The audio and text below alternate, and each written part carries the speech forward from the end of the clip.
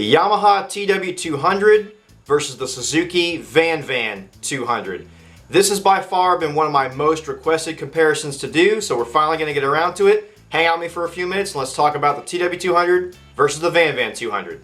What's up everyone? It's Alex. Today, by extremely popular demand, we're going to talk about the VanVan 200 versus the TW200. Really, in the world of retro, small displacement, dual-purpose motorcycles, at least for the United States, these are your two best options, or really your two only options. There are a few other kind of more obscure options out there, but these are the two big contenders in the small displacement, retro, enduro slash dual-purpose space for the US market anyway.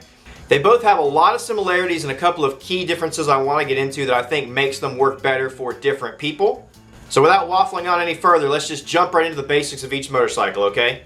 We'll start with the TW200 because it's kind of the long reigning champion in this category. So the TW200 is a 196cc single cylinder air-cooled engine, carbureted, 5-speed transmission, chain final drive, available at least in the US market from about 1987 to present. Basically unchanged to that entire range because people keep buying them anyway, and Yamaha just figures if people keep buying them, why would we change it? It works really well for what it is, and it kind of helps them keep the cost down. And with the Suzuki VanVan 200, you have a slightly different story, but along the same lines, you'll get what I'm talking about. With the VanVan 200, you have a 199cc, also single cylinder, also air-cooled engine. This time it is fuel injected, also with a 5-speed transmission, also chain drive. And the VanVan 200 was only available in the US market from 2017 to 2019 and not in huge numbers. Now, the VanVan 200 also was available in the rest of the world in a smaller, I think 125cc version for a really, really long time. So basically the version we got here, the 200cc version we got here, was just an upgraded, expanded version of the 125 VanVan that had been available for a long time in the rest of the world. We just weren't lucky enough to have the 125 here. At least as far as I know. If any of you in the US have had a 125 VanVan, let me know in the comments below. But as far as I'm aware, it wasn't available here in the 125cc version.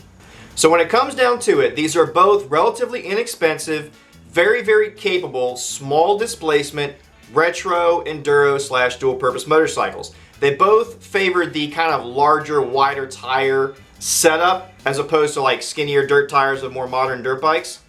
So they will both excel at the same kind of riding. They're both going to be very, very capable, fun trail machines. They're not going to be super fast on the street. They're not going to have amazing handling on the street, but they are going to be light and very easy to throw around.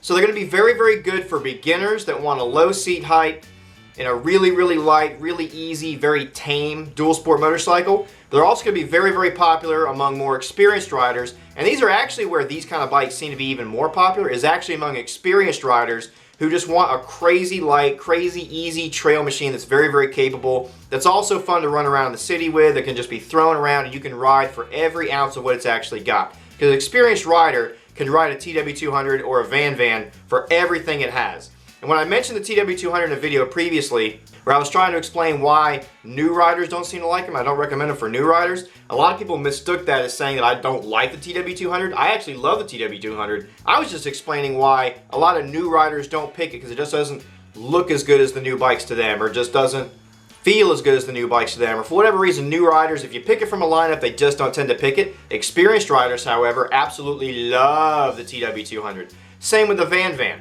Now between these two motorcycles, even though they're very, very similar, same kind of category, they kind of serve the same audience. The VanVan 200 has even more retro classic looks, right? Like the VanVan 200, obviously Suzuki was really, really, really going for 60s and 70s type of enduro motorcycles from Suzuki, especially since it's just an upgraded version of the 125 they're making forever anyway. The TW200 has much more like 80s styling because it came from the 80s, so it does look retro throwback, but the VanVan looks even more retro and throwback. The VanVan also has a wider seat on it, which I've seen from a lot of people that like it. That's one of the reasons that they like it. To me, that would be one of the reasons that would be a drawback for a lot of people wanting to ride it off-road, but a lot of people seem to really love that wide seat, and hey, whatever works for you. But the VanVan does have a considerably wider seat than the TW, and people that like it better kind of like it for that reason.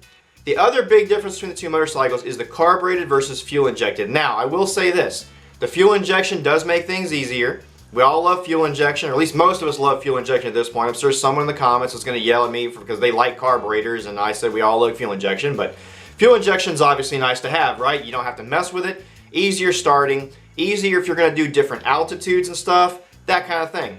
But here's the area where the Yamaha TW200 has a massive edge over the VanVan, and the reason that most people are going to choose it over the VanVan, and why I personally still would probably have one over a VanVan, although with it only being available for 3 years, I probably would like to have a VanVan just because they're going to be way harder to find, way more rare, and a little bit more of a special piece moving forward, I think.